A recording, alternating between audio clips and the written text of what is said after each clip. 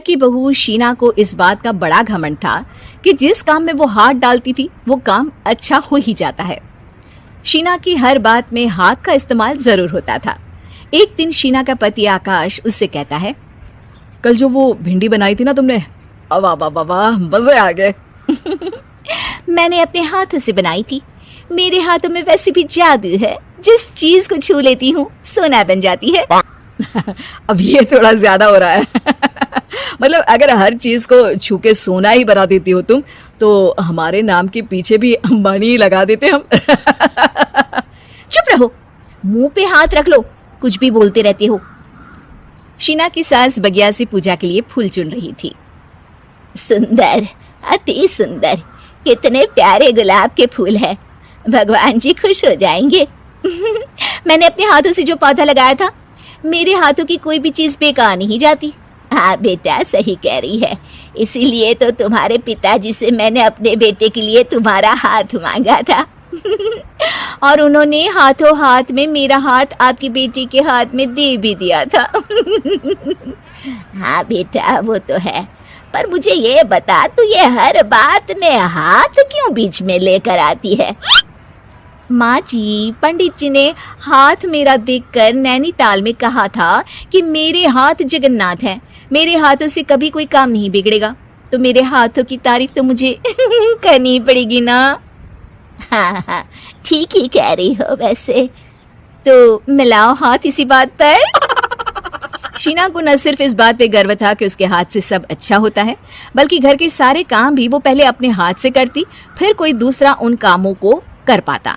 एक दिन शीना कपड़े धो रही थी। अरे घर में वॉशिंग मशीन है तो सही, खुद क्यों थक रही हो? कपड़े पहले मेरे हाथ से धुलेंगे, फिर वॉशिंग मशीन से। पहले हाथ की सफाई, फिर मशीन की धुलाई। अगर आज डाकू गब्बर सिंह होता ना, तो वो ये हाथ मुझे दे दे ठाकुर तुमसे जरूर कहता, और मैं तो दिलवा भी देता तुम्हारे हाथ। हर एक काम में हाथ बटाओ, ज्यादा जुबान न चलाओ, वरना दूंगी एक उल्टे हाथ से। क्या दोगी? कपड़े दूंगी, लो निचोड़ो। ऐसे ही एक दिन, अरे बहू, ये सोफे पर चढ़कर हाथ से पंखा क्यों घुमा रही हो?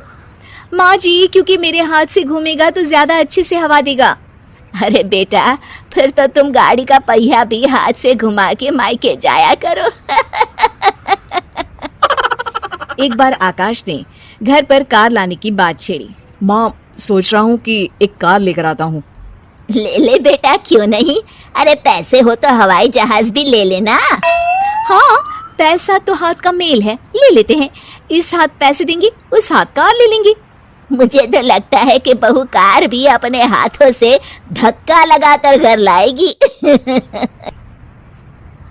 वो तो नहीं करूंगी, लेकिन सबसे पहले स्टीयरिंग पर हाथ मैं ही लगाऊंगी, ताकि गाड़ी का आना शुभ हो। अरे घर ले आने तो दो, फिर हाथ लगा लेना। लेकिन शीना नहीं मानती। अगले दिन ही सब कार लेने जाते हैं। शीना सेल्समैन से कहती है, भैया ये कार बहुत पसंद है, पैक कर दो। अरे ओ भगवान, 2 मीटर कपड़ा नहीं है जो पैक करवा ले, जरा चला कर तो देखने दो। यस सर, बिल्कुल, टेस्ट ड्राइव कीजिए ना। अरे नहीं नहीं, सबसे पहले मैं हाथ लगाऊंगी गाड़ी को, मेरे हाथ अच्छे हैं। अरे यार, हाथ तो मैं भी धोता ही हूँ, और आजकल तो सैनिटाइजर से भी धोता हूँ। मेरे काम में हाथ ना अड़ाओ। अरे टांग ना अड़ा होता है भगवान, हाथ नहीं। शीना ड्राइविंग सीट पर बैठ जाती है और आकाश उसे गाड़ी के फंक्शन समझाता है।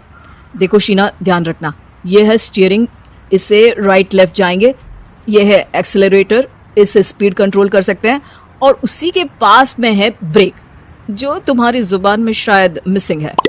ठीक है, ज्यादा भी सिखाने की जरूरत नहीं है। मेरी माँ तो कहती है कि मैं अगर अपनी शुभ हाथ लगा दूं तो जग घूम जाए, तो ये स्टीयरिंग क्या चीज है? शीना गाड़ी स्टार्ट कर देती है और स्टीयरिंग को घुमाते हुए एक्सेलरेटर पर धीरे से पैर रखती है, और शोरूम के बाहर के एरिया में ही गाड़ी घूमने लगती है, जहाँ दूसरी गाड़ियां भी रखी हैं। देखा मेरे हाथों का कमाल। अब ब्रेक दबा दो, आगे गाड़ी है। शीना आगे गाड़ी देखकर घबरा जाती है और पांव गलती से एक्सेलरेटर पर पड़ जाता है। कार आगे खड़ी एक बड़ी गाड़ी में घुस जाती है। दोनों कार से उतरते हैं। सेल्समैन भागते हुए आता है। अरे 7 लाख की गाड़ी खरीदने आए थे और 15 लाख की गाड़ी ठोक दी। Oh my God. आकाश की माँ, आकाश और शीना घबरा जाते हैं। इतना सारा पैसा कहाँ से आएगा?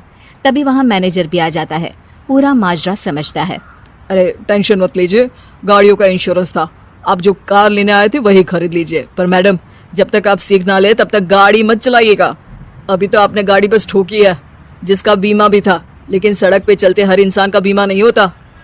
अरे मेरे हाथों से छुप भी गया ना तो उसकी जिंदगी बन जाएगी, और अगर चला भी गया तो स्वर्ग ही पाएगा।